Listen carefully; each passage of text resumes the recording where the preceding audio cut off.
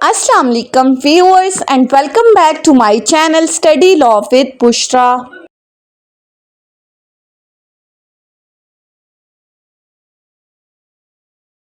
So we were discussing Election Act 2017 and in today's video we are going to start its chapter 10. But before starting the discussion, I request you all to please subscribe to my channel and don't forget to press the bell icon for latest updates.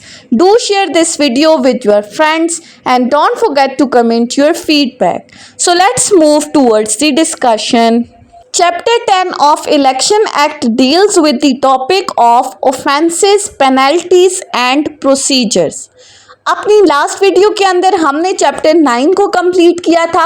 आज के इस video में start करते हैं chapter 10 को, जो कि बात करता है कि इलेक्शन से रिलेटेड ऑफेंसेस क्या हैं, उन ऑफेंसेस की क्या पेनल्टीज़ हैं और उनका तरीकाकार क्या है। ये तमाम इस सेक्शन में बताया गया है। इस चैप्टर में स्टार्ट करते हैं सेक्शन 167 से, जो कि बात करता है करप्ट प्रैक्टिस की, यानी कि बदनवानी, जो फ्रॉडुलेंट बिहेवियर है वो किस तरह से है। So a person is guilty of the offence of the corrupt practice if he, अगर कोई शख्स आगे दिए हुए इन तमाम कामों में से कोई भी काम करता है तो वो करप्ट प्रैक्टिस का मुजरिम समझा जाएगा। अब number 1 is guilty of the bribery, personation, exercising undue influence, capturing of polling station, polling booth, tampering with papers and making or publishing a false statement or declaration. पहली बात, अगर कोई शख्स रिश्वत देता है या रिश्वत लेता है या फिर किसी और के नाम पर वोट डाले, यानी कि जैली वोटिंग करे, वोट डालने के लिए किसी भी बंदे के ऊपर दबाव डाले या उसको किसी भी तरह से धमकाए, या फिर पोलिंग स्टेशन या पोलिंग बूथ के ऊपर कब्जा करे, या फिर वोटिंग के जो कागजात हैं जिसमें बैलेट पेपर्स या बैलेट बॉक्सेस हैं उनके साथ कोई छेड़छाड़ करे, किसी भी तरह का कोई भी झूठा बयान दे या कोई भी फॉल्स इंफॉर्मेशन पब्लिश करे, तो वो करप्ट प्रैक्टिस का मुजरिम समझा जाएगा। Secondly, calls upon or persuade any person to vote or to refrain from voting for any candidate on the ground that he belongs to a particular religion, province, community, race, caste, बरादरी or sector, tribe or person who is a transgender. या फिर अगर कोई शख्स किसी भी voter को सिर्फ इस बुनियाद पर किसी स्पेसिफिक कैंडिडेट को वोट देने या ना देने पर राज़ी करे कि वो किसी ख़ास मज़हब, सूबे, कौम, फ़िरके, नस्ल, ज़ात या किसी भी और जेंडर से जो है वो ताल्लुक़ रखता है या कोई ट्रांसजेंडर है। या फिर तीसरी चीज़, causes or attempt to cause any person present and waiting to vote at the polling station to depart without voting, या फिर अगर कोई शख्स वोट डालने के लिए कोई बंदा लाइन में खड़ा है तो उसको बगैर वोट डाले वहां से जाने पर मजबूर करे, या फिर contravenes the provision of section 132 section 132 की खिलाफ वर्जी करे जो वोटिंग के प्रोसीजर और सीक्रेसी ऑफ वोटिंग से रिलेटेड है। यानी कि अगर कोई शख्स सेक्शन 167 के मुताबिक वोटिंग के अमल में रिश्वत, मजहब या ज़ात की बुनियाद पर असरअंदाजी, पोलिंग बूथ पर कब्जा, झूठी मालूमात या वोटर्स को वोट डालने जैसे काम से रोके, तो वो करप्ट प्रैक्टिस का मुर्तकिब होगा और इसके खिलाफ प्रॉपर जो है वो प्रोसीडिंग्स इनिशिएट की जाएंगी। उसके बाद आ जाते हैं सेक्शन 168 के ऊपर, जो कि बात करता है ब्राइबरी की, कि अब रिश्वत का मुजरिम कौन है। So a person is guilty of the bribery if he directly or indirectly by himself or by any other person on his behalf, अगर कोई शख्स बराह रास्त या किसी दूसरे शख्स के जरिए कोई भी काम करता है, कोई भी ऐसा काम जो कि आगे बताया गया है, तो वो ब्राइबरी का मुजरिम होगा। अब कैसे काम? Number 1, receives or agrees to receive or contracts for any gratification for voting or refraining from voting or for being or refraining from being a candidate or for withdrawing or retiring from an election। अगर कोई शख्स vote देने या ना देने के लिए candidate बनने या ना बनने के लिए या इलेक्शन से दस्तबरदार होने के लिए कोई फ़ायदा लेता है या लेने पर राज़ी हो जाता है या कोई फ़ायदा लेने का कोई भी मुआयदा करता है तो वो ब्राइबरी का मुजरिम होगा। सेकेंडली, गिव्स, ऑफर्स और promise any gratification to any person, या अगर कोई शख्स किसी को फ़ायदा देता है या रिश्वत देने की ऑफर करता है या रिश्वत देने का वादा करता है ताकि वो क्या कर सके। Number 1, for the purpose of inducing, किसी शख्स को इस बात पर राजी कर ले कि किस बात पर। Number 1, a person to be or to be refrain from being a candidate at an election, कि वो इलेक्शन में उम्मीदवार बने या ना बने। Secondly, a voter to vote or refrain from voting at an election, किसी भी वोटर को वोट देने या ना देने के ऊपर राजी करे। या thirdly, a candidate to withdraw और रिटायर फ्रॉम इलेक्शन, या किसी भी उम्मीदवार को इलेक्शन से दस्तबरदार होने पर राजी कर दे तो वो बंदा भी ब्राइबरी का मुजरिम होगा। Secondly, for the purpose of rewarding, या किसी को इस बात का इनाम दे के a person having been a candidate at an election, कि वो पहले उम्मीदवार बना है या नहीं बना। या फिर a voter for having voted or refrained from voting at an election, या फिर इसने पहले वोट दिया है या वोट नहीं दिया। या thirdly, a candidate for having withdrawn or retired from an election, या फिर वो इलेक्शन से दस्तबरदार हुआ है या नहीं। अगर कोई भी बंदा इन तमाम कामों में से कोई भी काम करता है तो वो ब्राइबरी का मुजरिम कंसिडर किया जाएगा। अब इसी के साथ एक एक्सप्लेनेशन दी गई है। In this section the gratification includes a gratification in money और एस्टिमेबल इन मनी और ऑल फॉर्म्स ऑफ एंटरटेनमेंट और एम्प्लॉयमेंट। अब इस सेक्शन में ग्रेटिफिकेशन को डिफाइन करते हुए कहा है कि ग्रेटिफिकेशन का मतलब पैसा या पैसे के बराबर कोई भी चीज़ या कोई भी एंटरटेनमेंट या नौकरी वगैरह की रिश्वत दी जा रही हो तो वो तमाम ग्रेटिफिकेशन में इंक्लूडेड है। सिंपली सेक्शन 168 ने कहा कि अगर कोई शख्स वोट, उम्मीदवार बनने या इलेक्शन से दस्तबरदारी के बदले में कोई रिश्वत लेता है या देता है या कोई भी नौकरी देने का वादा करता है या कोई भी और फ़ायदा देने या लेने पर राज़ी हो जाता है तो वो रिश्वत का मुजरिम होगा। नेक्स्ट है सेक्शन 169 जो कि बात करता है पर्सोनेशन की, यानी कि शख्सी जालसाजी क्या है। A person is guilty of personation if he votes or applies for ballot paper for voting as some other person whether that other person is living, dead or fictitious. अगर कोई शख्स किसी और के नाम पर वोट डालता है या बैलेट पेपर हासिल करने की कोशिश करता है किसी दूसरे शख्स के तौर पर, चाहे वो दूसरा शख्स जिसके तौर पर वो वोट डालने के लिए आया है वो मर चुका हो या जिंदा हो या वो असल में एग्जिस्ट ही ना करता हो, तो जो भी शख्स किसी के बिहाफ पर वोट डालने के लिए आता है वो शख्स पर्सोनेशन का मुजरिम होगा। यानी कि अगर कोई भी वोटर अपनी शनाख्त छुपा कर किसी दूसरे शख्स के तौर पर वोट डालने की कोशिश करे या वोट डाले तो ये एक ऑफेंस है जिसे पर्सोनेशन कहा जाता है। फॉर एग्जाम्पल इसको मज़ीद क्लैरिफाई कर देते हैं। अली एक बंदा है और वो अपने उस चचा के नाम पर जो कि ऑलरेडी मर चुका है उसके वोटर कार्ड से वोट डालने जाए या किसी भी दूसरे जिंदा शख्स की जगह वोट डाले तो ये अली जो है वो पर्सोनेशन का मुजरिम कंसिडर किया जाएगा। उसके बाद आ जाते हैं सेक्शन 170 के ऊपर जो कि बात करता है अनड्यू इन्फ्लुएंस की। अब इसमें कहा गया है कि दबाव या किसी को प्रेशराइज करके उससे कोई भी काम करवाना।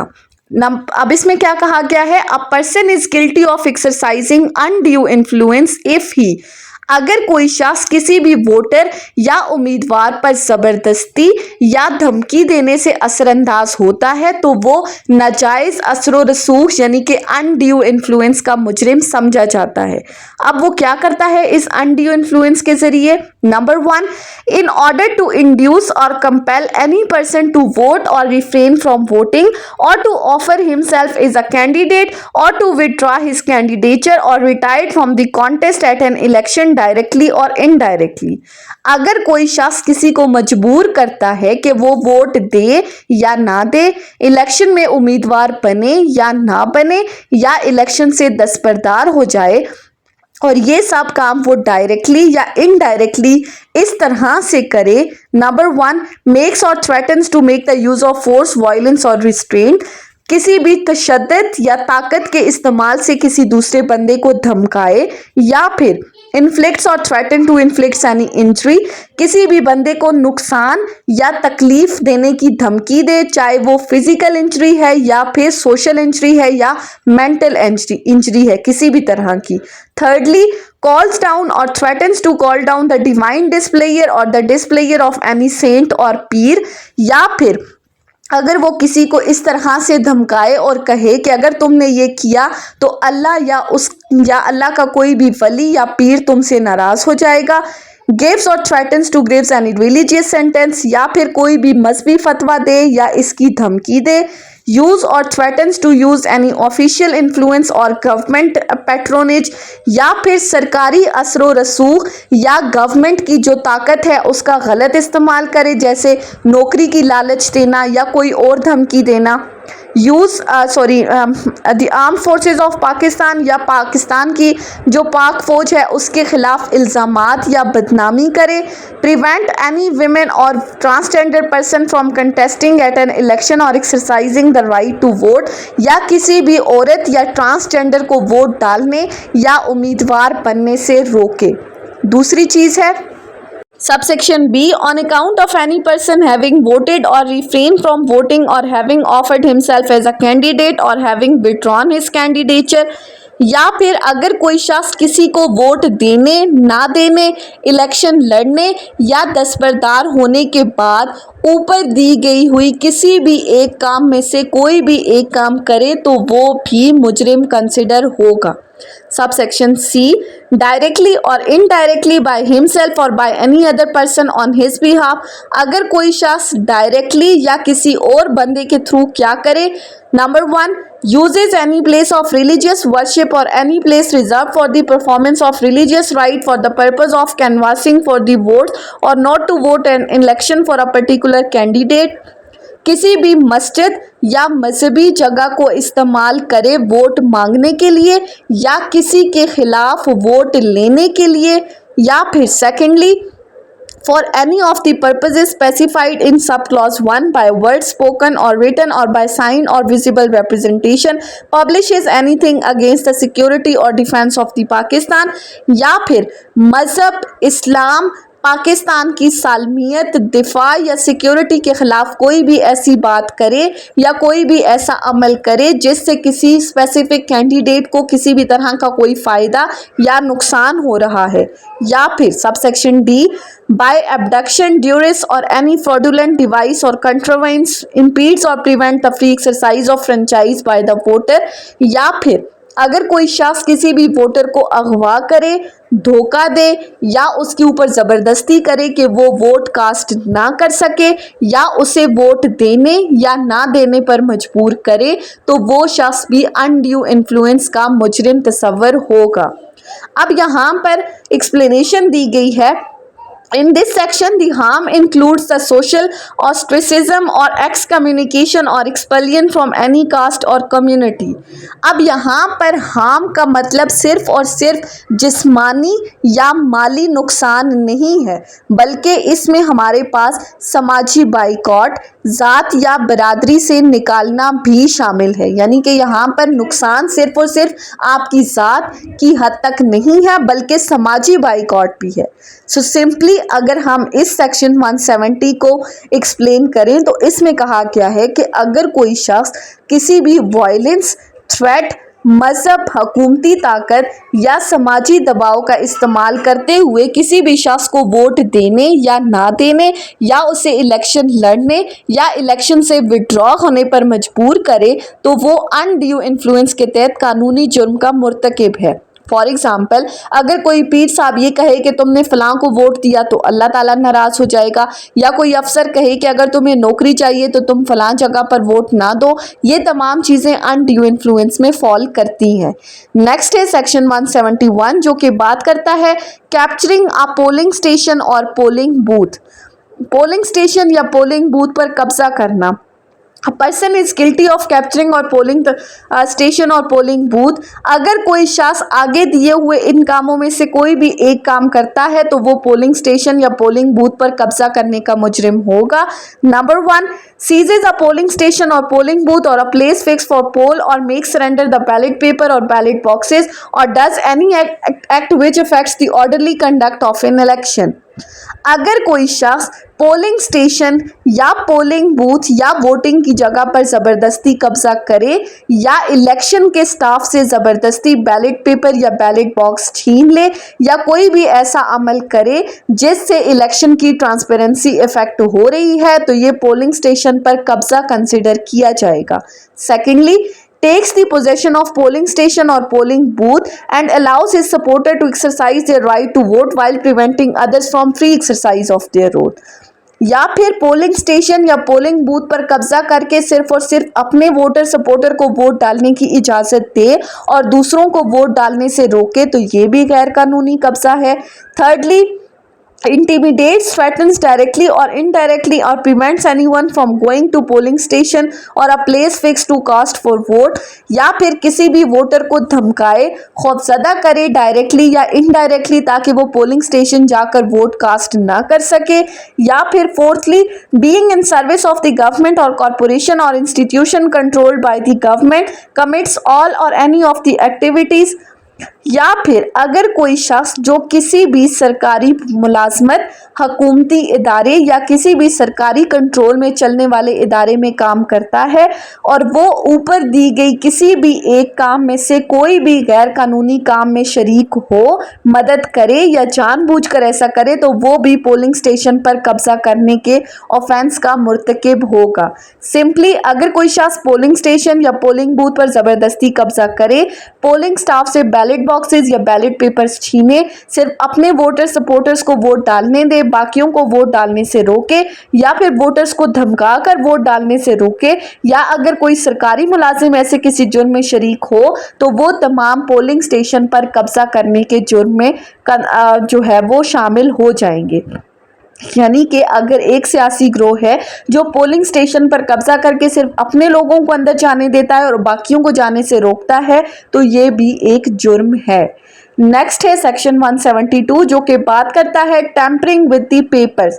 अब यहाँ पर बात की गई है इंतखाबी कागजात में छेड़छाड़ करना, यानी कि अगर कोई शख्स जानबूझकर वोटिंग या इलेक्शन के कागजात में किसी भी तरह की छेड़छाड़ करता है तो वो कानूनी जुर्म का जो है वो मुर्तकिब होगा। Number 1, a person is guilty of tampering with the papers if he. अगर कोई शख्स इन तमाम कामों में से कोई काम करे तो वो टैंपरिंग का मुजरिम कंसिडर होगा। अब कौन से काम? Number 1, intentionally defaces or destroys any nomination paper, ballot paper or official mark on the ballot paper. अगर वो जानबूझ कर कागजात नामजदगी, बैलेट पेपर या बैलेट पेपर पर मौजूद जो सरकारी निशान है उसको ख़राब करे या ज़ाया करे। Secondly, intentionally takes out of the polling station any ballot paper or puts into ballot box any ballot paper other than the ballot paper he is authorised. अगर वो पोलिंग स्टेशन से बैलेट पेपर बाहर ले जाए या गलत ballot paper ballot box में डाल दे, यानी कि वो बैलेट पेपर जो लॉफुली डालने की इजाज़त नहीं है। या फिर thirdly, without any due authority, बगैर किसी इजाज़त के क्या करे? Supplies any ballot paper two any person, किसी भी पर्सन को बैलेट पेपर प्रोवाइड करे। सेकेंडली, डिस्ट्रॉयज, टेक्स, ओपन्स और otherwise interferes with any ballot box और पैकेट ऑफ बैलेट पेपर्स। या फिर बैलेट बॉक्स या बैलेट पेपर के पैकेट्स को तबाह करे, उनको खोले, उनको किसी भी तरह से छेड़छाड़ करे। या फिर breaks any seal affixed in accordance with the provisions of this act, या इस एक्ट के अकॉर्डिंग लगाई गई सील को तोड़े। फॉर्जेस any ballot paper or official mark, या फिर अगर वो बैलेट पेपर या सरकारी निशान जो है वो जाली तौर पर तैयार करे, फोर्ज्ड बैलेट पेपर्स तैयार करे।